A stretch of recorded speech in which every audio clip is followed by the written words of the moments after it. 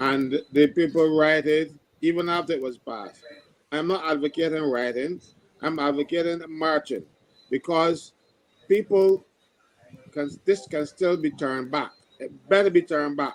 It is only for the benefit of the Barbados Labour Party that this thing is going to be put in place. And I'm not talking about the Barbados Labour Party government. I'm talking about the Barbados Labour Party electoral fortunes. This is to put them in place where they can get their hands on the money and to get their hands on the jobs. And if Barbadians want to sit down and let this thing happen to them over and over and over and over, well, there's nothing nobody can do. But if you want to do something, join us on this march. Let the government see that we are not happy. There are many pieces of legislation that have not seen the light of day, haven't been passed in the House, and haven't been passed in the Senate. I'll give you an example. From when I was a little boy, Tom Adams was talking about integrity legislation. He's going to put integrity legislation on the books. Every other prime minister, maybe with the exception of Bruce St. John, because he only lasted a few months, made that promise that they're going to put integrity legislation on the books. The only one who managed to achieve it was Franklyn Stewart. He passed an act, Integrity Public Life Act, but it was not proclaimed. When the Barbados Labour Party government came into office, they said, "Oh, that act has too many flaws. We're going to put what we're going to do. Oh, we got one done in 100 days." That 100 days is now 20 days. Started in 2018, and this is now 2023, and those 100 days ain't passed yet. My thesis is that these politicians ought to get rich first before they pass our bill, because when right now you can get away with a lot of stuff. Under the Integrity and Public Life Act, if it ever becomes one, there can be certain reporting requirements, and that might discourage you from getting the outside payments that people are accustomed to getting. And I can tell you, we know that it happens because one person said the United States, but this happened to Barbados all the time. Before his conviction, he said it's happening to Barbados all the time. I don't know what he was talking about, but he must have been talking about his colleagues or his counterparts or whatever you feel like calling them. So we know. So we need to keep the pressure up, even if it is passed, because any legislation that is passed can be repealed. Even if it is signed by the president, it can be repealed.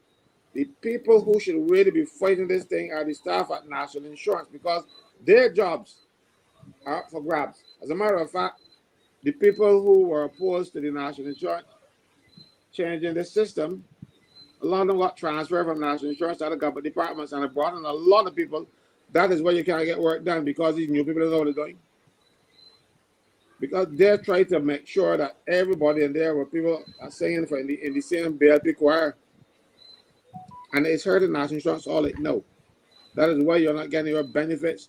That is why you're not getting the tribunals to work. There's a whole bunch of things going on right now.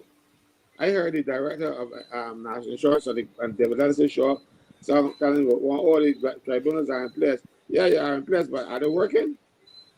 That's the difference.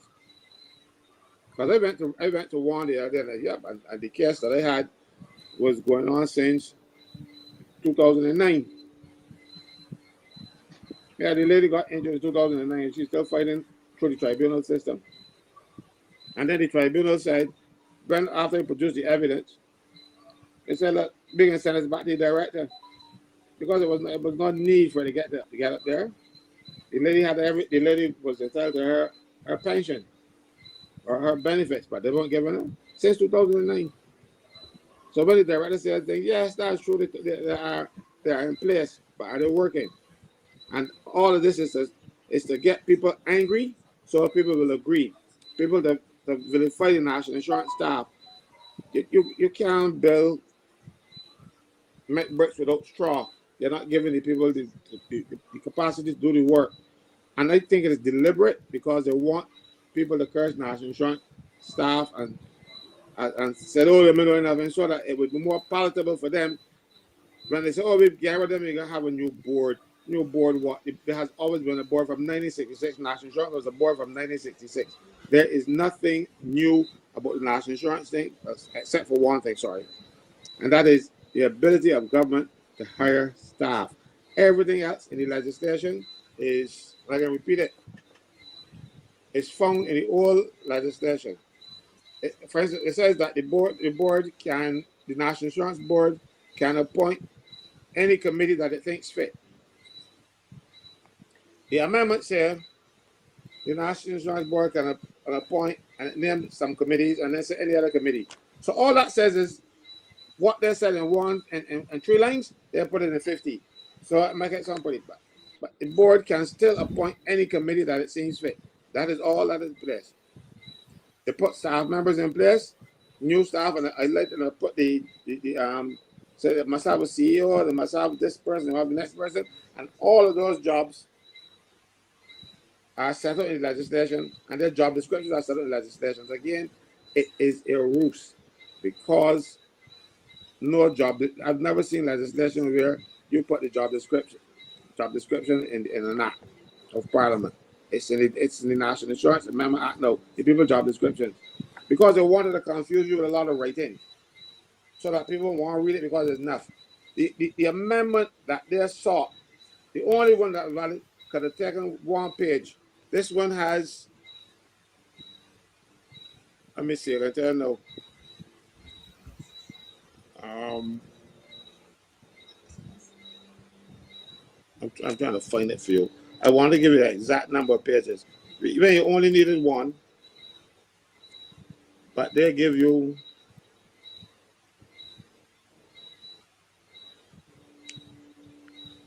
something like 30 somebody pages or something, so to achieve national insurance social. Download this document. They want to give people the impression 34 pages.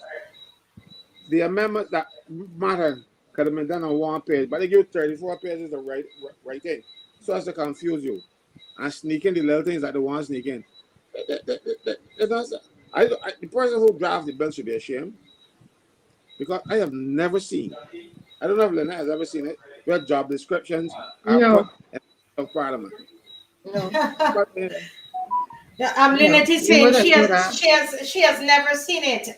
So this is what I'm saying. We have the privilege of having these wonderful people here who they have been in those places before, and they're saying, listen, something is unusual here. They put the job description of the staff inside the bill, and Caswell said it earlier before Lynette was on.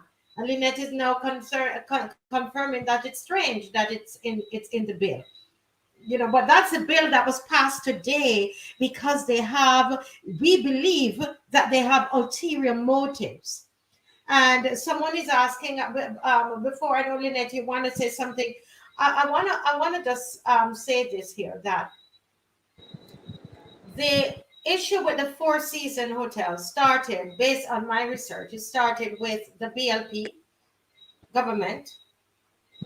Then it went to the DLP government, and then back to the BLP government. Okay, so nobody here is saying that it's one. It's only one party.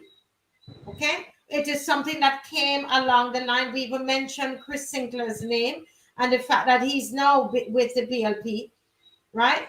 He's no hands and glove with them, but it's everybody. And Lynette was very, very clear in saying that tonight. Okay. So those of you, if you weren't listening, I repeated that so that you can, for your benefit. All right. But it was under this government that the amount was written off, and that's a fact. Okay. And this prime minister was the lawyer of that project.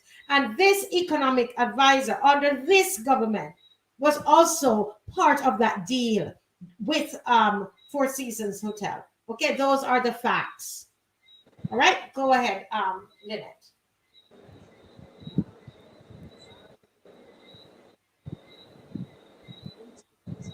You have to unmute. Right. So, we are in a position where we have a very clear example, because And I'm actually surprised that some people say that they didn't know about the connection between Four Seasons and the NIS funds, and they didn't know about all of this money being written off, because it actually was in the public domain, and different people did talk about it. So that underlines the point that we really must pay attention to what is happening.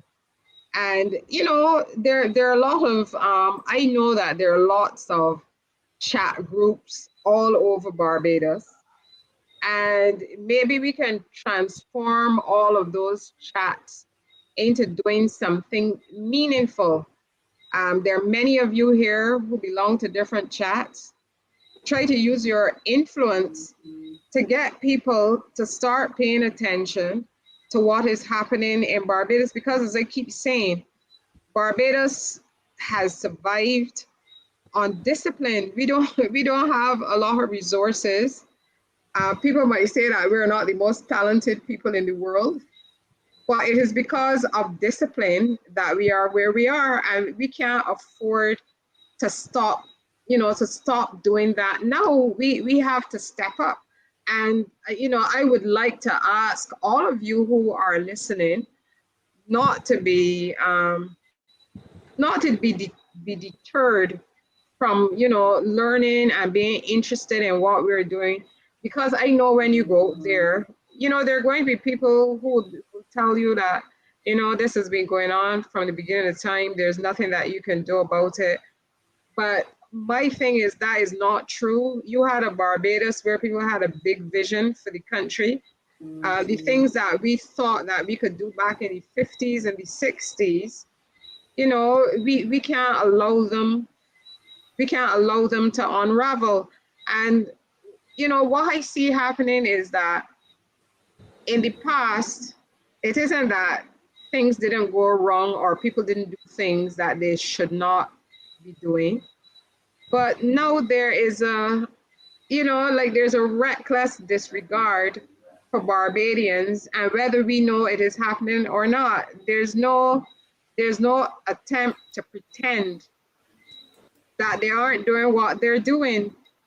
And in every instance, we can see that only a few people are benefiting and the majority of people aren't. I know there are some people in the middle class who would like to feel that they're up there with the others, but you are being put at a disadvantage as well. The middle class, as we know it in Barbados, is beginning to dwindle more and more.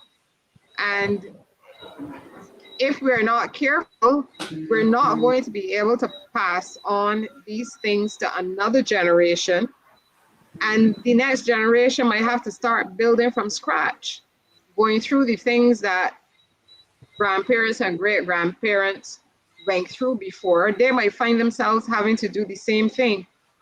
So when you're going to hear more things about what is going to be done with the NIS money in the future. This was a first salvo today to tell you that $80 million is supposed to go overseas. We don't know to where.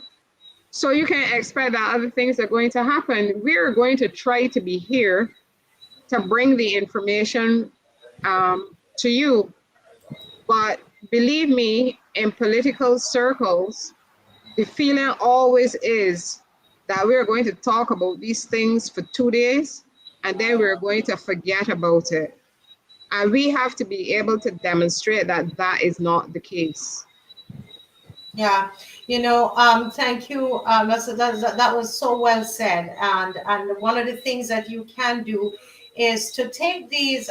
This has just been such a learning experience, and I'm serious, guys, because this is not my field, and that's why I have mine as a book here, Lynette. You see this book? I have notes. I've been taking notes in this book. I have learned. It felt like I've been in school. It's a big book, not a little book. Yes, it's a big book, but the page is right up. But I have been in this stuff, boy, and because a lot of times things you see things and you don't pay attention to it, and we can use these chats, these shows. or any these shows or anything that you find on this particular issue or any issue that you think it's educational, you can pass it into these chats. So share this show. Like tonight, if you benefited from this tonight, share the show with others. Invite people to come out to the march. They're going to learn more when they come out to the march. We're going to have people speaking, etc. All right. So you're going to learn more when you come out to the march. All right. So all of that, that is important, that you make, not just pass around all the jokes and so on, but to really get into it and to really learn. There is a petition. There's a petition that you asked for it. You asked for the petition right here on the show last week, you remember? And one person who was watching, she went ahead and she said to me, Marcia, I can help with the petition, okay? And so she's decided to help with the petition, and the petition has garnered 3,367 not votes, what do you call that? Signatures. Signatures. Signatures, 3,367 signatures. Guys, can we make this go to at least 5,000 by tomorrow? By tomorrow night when I come on, right? When I come back on tomorrow night, can we be able to announce that it's 5,000? How can you do that? Can you share this in the chats that you're in? Can you send it to somebody right before you send it, right at the top of it? Why you want them to sign? Why you're encouraging them to sign it?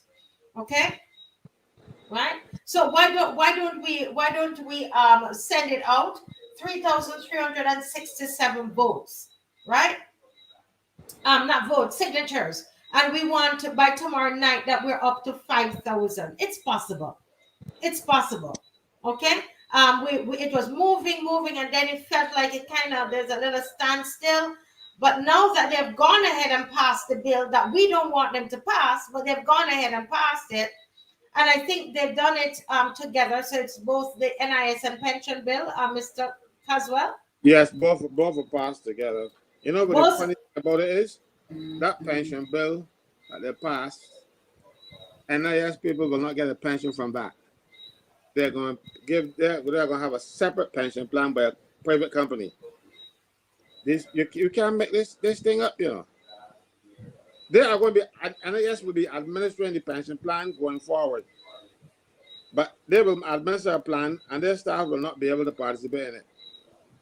Some private sector person will get the honor of putting a pension plan for NIS. Right now, NIS are covered under the same pension plan, the same pension as all the rest of civil servants. They're taking them out and giving it to private sector. Somebody out there with a company that's selling pension plans that want friendly Barbados their party. That is all I can think of. Yes, I was thinking the same thing. And very soon we're going to see who it is. That's the thing about these people, you know. And while we're at it, we don't even know we haven't heard from the DLP either on this particular issue. We haven't heard. I know that they said that they're waiting, but we're waiting to hear what are their thoughts on it. You know, that would be interesting to know as well, because we're not, you know, we're backing any political party, but we need to be able to hear what are they doing, what are they saying, you know. They're not saying anything. You want to know why? Because they had their hands all the way down to the elbows in the national insurance cookie jar too, so they can't come out and criticize the Barbados Labour Party, because the Barbados Labour Party will say, take the more before you try to take out the more mine. You know what I mean? So we need to do this. But even if the parties are not going to come together and fight each other on this one, because they both have common ground, they both went and put down the national money, we got that for ourselves. Mind you, those people as MPs, when they get in the parliament, they're getting their pension.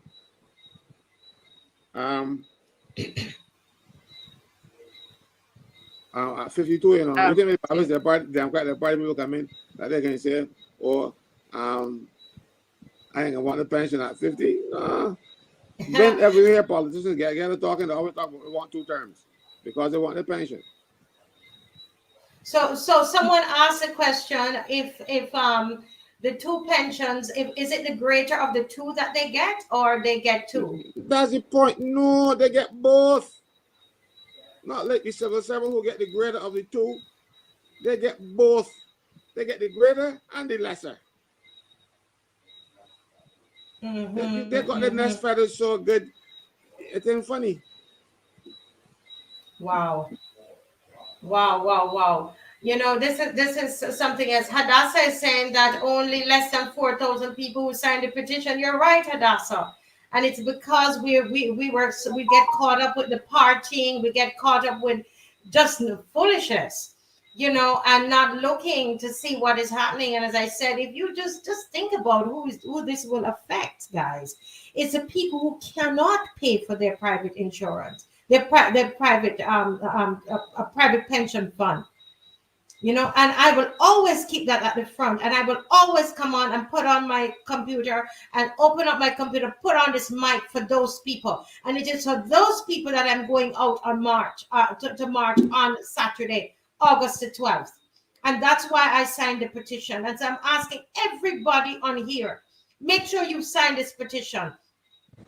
Make sure you sign the petition. You know, as I had said before, Barbadians have usually, you know, and maybe I can't blame them either. They're usually waiting for somebody in opposition to speak on their behalf instead of speaking for themselves. They're waiting for somebody in the trade union movement to speak on their behalf. So it's very interesting. In August 2023, Barbadians should note that neither the politicians nor the trade unions were here to speak for them. And this must be to teach us a lesson, which is that we were given this ability to speak so that we could speak on our own behalf. We have to stop relying on other people to speak for us. We have to do it ourselves. There's a role for opposition parties.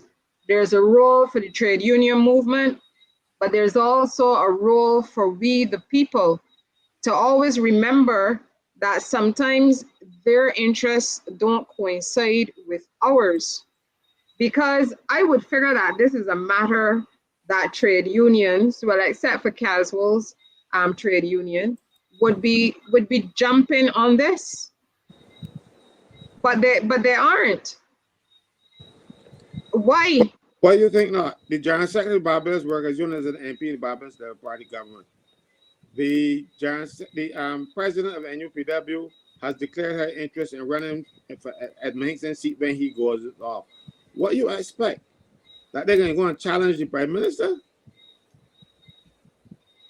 That is the problem, you know. Well, yeah, because I believe there was a time where people actually respected the roles that they had. And if now there's a conflict, well, you give up one. No, I say Glaston Holder put it best. I never forget this. He's dead enough years, but I always remember this. He says, I am not saying that a man cannot wear two hats, but when you wear them together, they look foolish. They're all looking really foolish now, you know, with two hats on their head at the same time. They lost respect. I think they lost their respect for themselves. The people lost respect for them. They are not standing up, and you would be surprised. A union was cheering that our march didn't come off. Our march achieved what we wanted to achieve. We wanted to get the government paused, and we did. Because I didn't expect to have the entire civil service and everybody else outside on the street. But what else could we have done? You couldn't go to the police and organize a march on Wednesday morning for Wednesday morning. Because the Barbados Labour Party government made sure that they didn't give us time. They didn't give the country time. They passed it on Friday in the Senate and one passed it Wednesday in the House, and the Monday and Tuesday were bank holidays. So they knew what they were doing. This wasn't a mistake. This was an accident. The only reason this thing came about and they had pause is because Marshall Week show. If Marshall Week didn't highlight this, that would have been passed last week. And people would have found out when they get old that the thing changed. So, Marcia, I must commend you again. People of Barbados owe you a debt of gratitude. I certainly owe you one. Well, with the people through this show and through Brass Stacks, the people spoke. They said, and you could tell, and you're seeing all the signatures that are, the petition, and we're hoping that it continue to increase. People will come out on Saturday, and this is why you need to come out and to be able to register your concern and register that you have a problem with waiting until you are what, 68. You have a problem with that pension age. They went ahead and they passed it. You had a problem and they still went ahead and passed it, which is why the Prime Minister said she don't give up whatever. She don't give up. So you need to not give up either, and stop trying to determine which party. Oh, your mother, your great grandmother was a B, and then this person was a D, and this. Forget about that nonsense. Forget about that. She don't give out whatever, so you don't give out whatever. Make sure that you find yourself out there, because they don't care that you have a problem with it. You have a problem with the bill, and they went ahead and they passed it anyway. And the thing is that you had a problem with the bill, and mind you, most people didn't have a problem with it because they didn't know what it was. They did it secretly. They did it in stealth, and they do that with almost everything they do. They pass it suddenly. And look at the one with the ID card. They passed it one day when I wrote to the Senate and said I will not be attending the Senate on that Wednesday because I had some other thing. Monique did the same, and Crystal Grace did the same. And that day, the bill wasn't scheduled to be debated that day. And it was, because the three people who would have opposed it, or might have opposed it, weren't there, so they rushed and passed it in all its stages in one day. The first time I saw the bill, Winston, this was sent it to me, Winston Clark. He sent it to me. 2 years later, they passed a bill and an emergency procedure to happen to put it down to wait for 2 years. Were you gonna let the people discuss it during that 2 year period? During 2 years. In 2 years, you passed a bill and put it down, and then it started to do the process that you wanted to do 2 years later, and they did an emergency session. They didn't want people to know. The IMF gave you instructions. You just follow blindly and do what IMF said. And now everybody in Barbados, unless you can buy your own pension plan, will suffer. They will suffer, and that is it. I'm saying to Barbadians, and this part gets to me. Everybody cannot do this. They went and they messed it up, and now poor people have to pay. Poor people are the ones that have to carry this on their backs. This is not right. This is unjust.